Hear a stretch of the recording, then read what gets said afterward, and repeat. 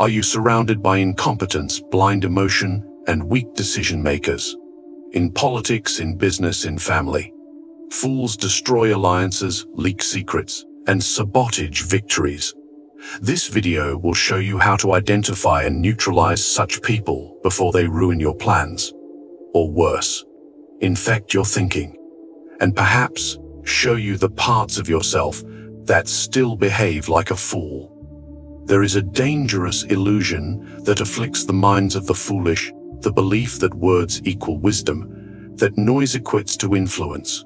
It is a sickness born of vanity and insecurity.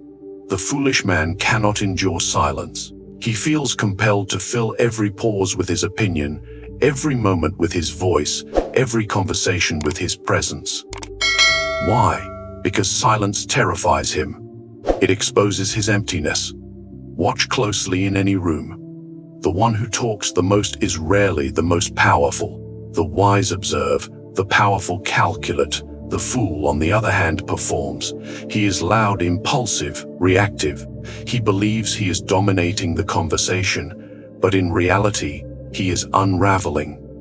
Every word he spills gives the world a piece of his strategy, a glimpse of his weakness, a preview of his ego. His mouth is not a weapon. It is a liability. The fool believes that sharing is strength, that vulnerability is authenticity. That over-explaining earns trust. This is not virtue. It is exposure. In politics, in business, even in relationships.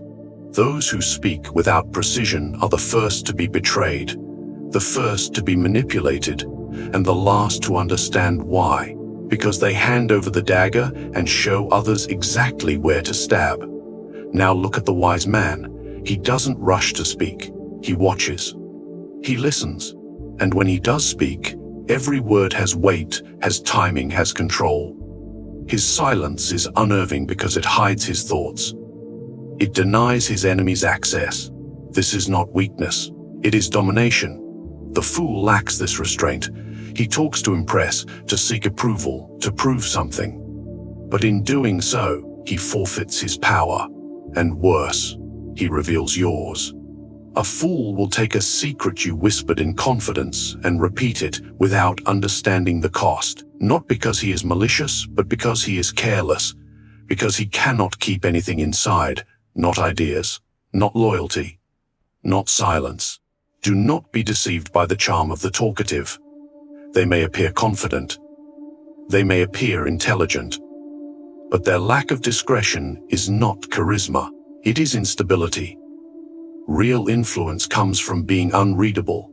When people cannot predict you, they respect you. When people know everything about you, they control you. And here's the deeper problem: the fool does not know he is a fool. He believes that his speech is admired, that his passion is convincing, that his noise is leadership. But all he is doing is alerting the room to his weakness, his lack of discipline, his inability to think before speaking. The more he talks, the less people listen, until eventually his voice becomes background noise, loud but ignored. A court full of fools is a court that leaks information. It collapses not from outside threats, but from within. Because someone always talks too much, and that someone always believes he's being wise. But wisdom is not volume. It is timing. It is control. It is knowing when silence speaks louder than any speech. When you observe people, ask yourself one thing: who reveals the most and who reveals the least? The fool does not even know he's giving you the map to his soul. But the strategist takes that map and quietly prepares his conquest. The fool's addiction to speaking comes from ego. He wants to be heard. He wants to be seen. He wants to dominate the moment. But domination is not achieved through noise. It is achieved through precision, through calculation, through mastering the power of when to speak, and more importantly, when not to. A powerful man can sit in a room and say nothing, yet control the entire atmosphere. The fool tries to control the room with his voice, and fails because he gives away too much. A foolish person clings to the idea that life should be fair. He treats the world as a moral theater where the righteous are rewarded, the wicked punished, and virtue guarantees victory. He walks blindly into the arena of power, carrying a code of ethics that only works in dreams, not in reality. And when the world fails to reward his goodness, he weeps, he complains, he calls the system broken. But the system was never designed to be fair. It was designed to be exploited. This is the first and most dangerous delusion of the fool. He confuses how the world should work with how it does work. He operates with wishful thinking. He expects loyalty from traitors. He expects truth in a game of deception. He expects outcomes based on emotion rather than leverage. And so, he is constantly surprised, constantly disappointed, constantly defeated, yet never learns. Now understand this: believing in fairness is not virtue. It is weakness in disguise. It is a refusal to observe the world for what it truly is. The wise man, the strategist, accepts the cruelty, the inequality, the irrationality of the game, and then learns how to win despite it. He doesn't cry about the rules. He rewrites them. He doesn't ask for justice. He builds power so strong that injustice dares not touch him. But the fool waits. He waits for the world to come and recognize his value. He waits for his turn. He waits for some divine force to tip the scales in his favor. And while he waits, others act. Others deceive. Others climb. And by the time the fool realizes what has happened, he has become a spectator in a game he was too naive to play. Listen carefully. When a man believes that fairness governs power, he opens himself up to manipulation. He becomes predictable. You know exactly how he'll react to betrayal, to flattery, to injustice. You can lure him into traps by appealing to his sense of morality. You can provoke him, delay him, distract him, because you understand something he doesn't. Fairness is not a law of nature. It's a narrative, and the one who controls the narrative controls the outcome. Even in relationships, the fool believes that love must be pure, that effort guarantees respect, that good intentions are enough.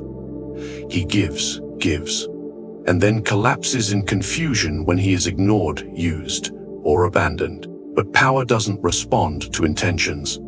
It responds to strength, to self-respect, to positioning. The fool never positions himself. He only hopes. The moment you hear someone say, "This isn't fair," you are in the presence of someone who does not understand the world.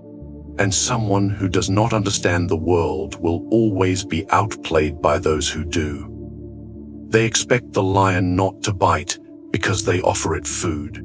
They expect the snake not to strike as they walked gently. And when the bite comes, they cry out, blaming the world, never realizing that their own blindness invited the attack. The wise man uses fairness as a tool, but never depends on it. He may preach justice to control the masses, but inside he makes his decisions based on advantage.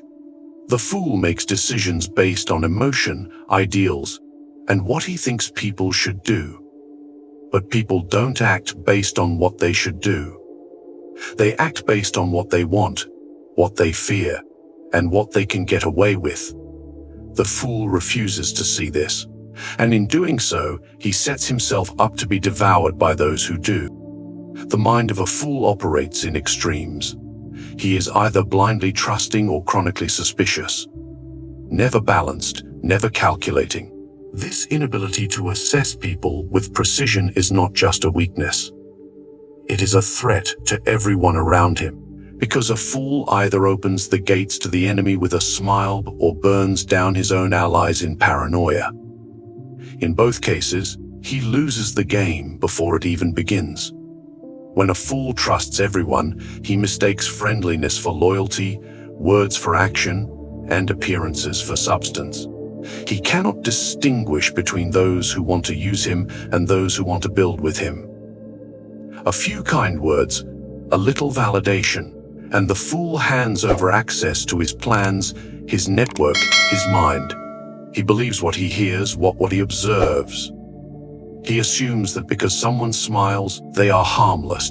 But predators smile the most. Manipulators speak softly.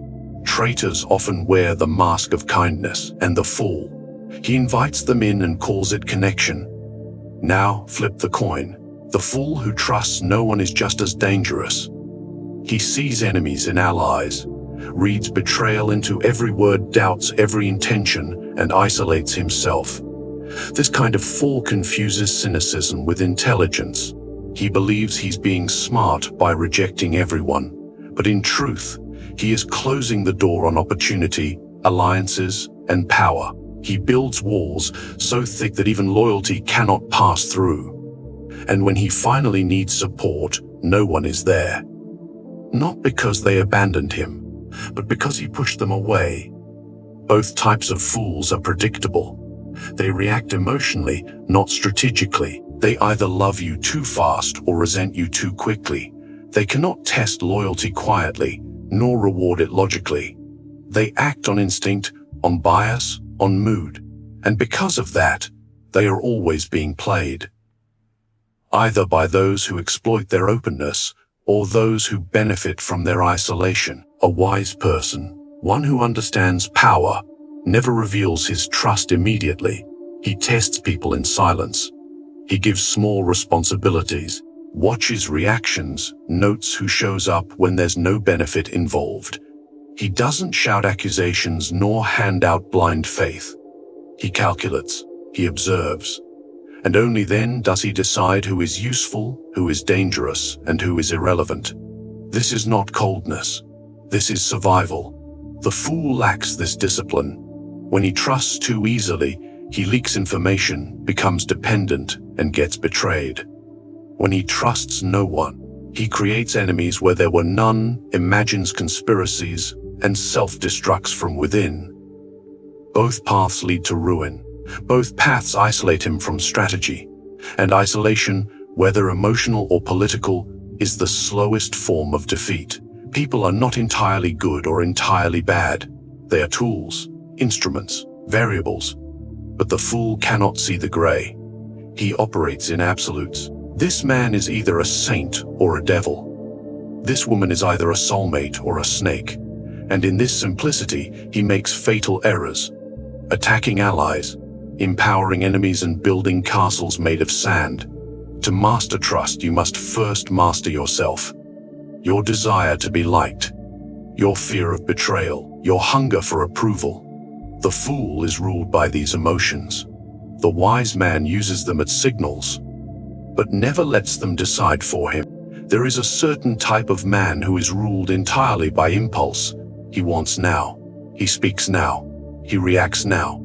He consumes whatever is in front of him like a starving animal, unable to imagine the concept of restraint, unable to sacrifice a fleeting pleasure for a future advantage. This is not simply impatience. It is the very essence of foolishness. Because a man who cannot delay gratification is not just weak, he is predictable. And predictability is death in the realm of power. The fool doesn't think in terms of the long game. His mind is obsessed with the immediate. If something brings pleasure today, he chooses it, even if it costs him everything tomorrow. Offer him a crown in 5 years or a compliment in 5 seconds, and he will choose the compliment.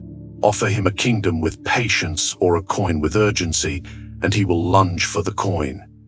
His actions are driven by sensation, not by outcome. A wise man sees life like a chessboard. He thinks in 10 moves ahead. He sacrifices pieces now to trap kings later. But the fool, he wants to win in a single move. He doesn't calculate. He doesn't anticipate. He simply acts. He does not ask, "What does this cost me later?" He only asks, "How does this make me feel right now?" And in this obsession with the present, he mortgages his future for worthless comfort. You will see this everywhere. In the man who chooses entertainment over education. In the worker who chooses applause over mastery. in the leader who reacts with emotion instead of waiting with strategy. The fool cannot sit in discomfort. He cannot delay the momentary hit of dopamine, even when he knows it leads to destruction. And that's why he fails. Not because he is stupid, but because he is impulsive. This weakness makes him the easiest person to manipulate. You don't need to fight him. You only need to tempt him, show him a shiny distraction, dangle something he craves, make him feel powerful, important, seen. And while he's busy indulging in the illusion, you are positioning yourself for dominance. This is how empires are conquered, not through war, but through the foolishness of those who give up power for pleasure. The marketplace, politics, even romance. Every system is rigged against the one who lacks discipline. The fool spends money before he earns it. He posts before he thinks. He argues before he listens. He seeks revenge before understanding the terrain. And in each action, he reveals that he cannot control his own nature. He is not a man. He is a servant to impulse. But there's something deeper at play here. The inability to delay gratification is not just a personal flaw, it's a signal. A signal that the person cannot be trusted with anything long-term. Not with wealth, not with leadership, not with loyalty. Because he will trade it all away when the pressure hits, when the hunger returns, when the next emotional high calls his name. And he will do it without hesitation, without guilt, and without awareness that he is digging his own grave with a smile. The fool believes that pain must be avoided, that waiting is weakness, and that self-restraint is boring. But the strategist knows better. He knows that the ability to wait, to sit in discomfort, to hold fire, to delay the pleasure, is what separates the ruler from the ruled. You have now seen what defines a fool, not by birth, but by behavior. Not by lack of intelligence, but by refusal to observe the laws of reality. In the theater of human behavior, no mistake is more common or more dangerous than the confusion between emotion and power. The fool believes that his emotions are weapons, that if he cries loud enough, someone will listen, that if he rages fiercely enough, others will obey, that if he wears his heart on his sleeve, it somehow makes him authentic, noble, or even strong. But this is the grand illusion, because in the real world, where strategy, perception, and leverage rule, emotion uncontrolled is weakness. Watch the fool when he is angry. He believes he is intimidating, that his raised voice, clenched fists, and furious eyes are signs of dominance. But in truth, he is signaling his instability. He is exposing his buttons to the world, revealing exactly how to provoke him, how to derail him, how to control him without touching him.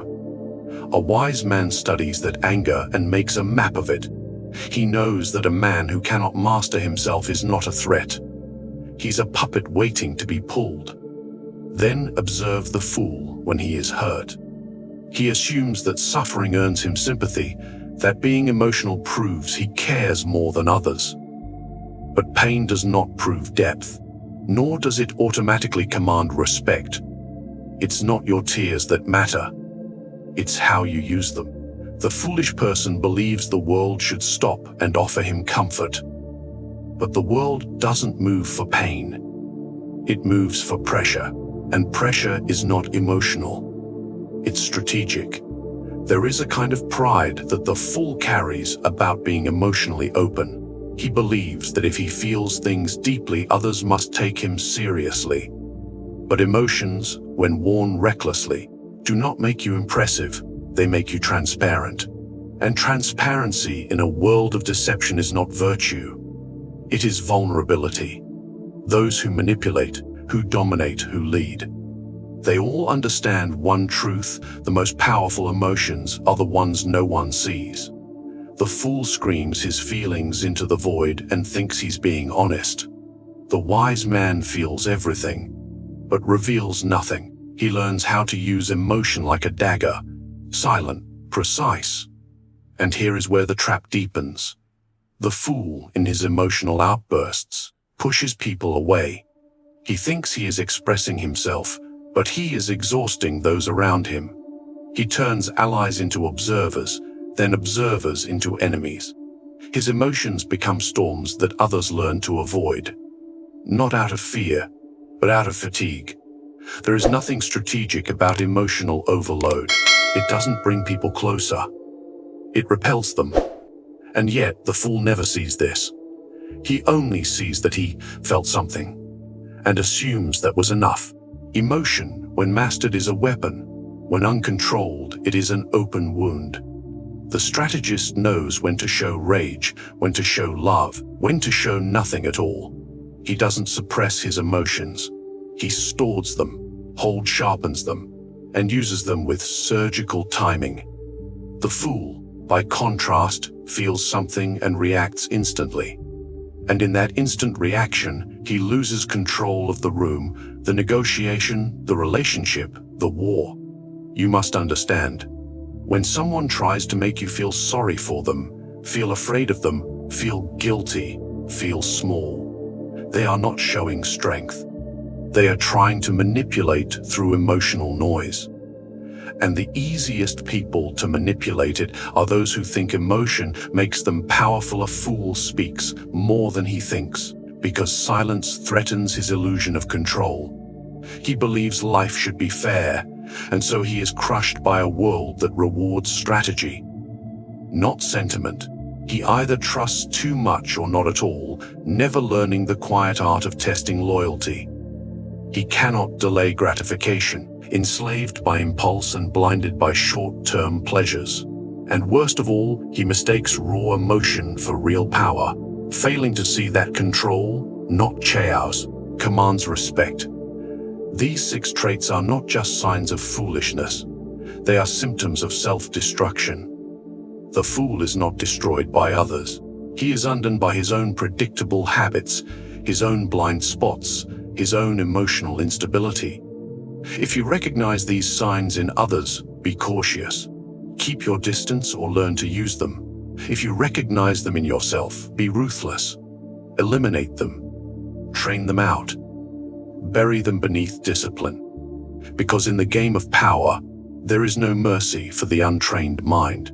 You are either sharpening yourself into a weapon or dulling into someone else's tool. Choose wisely.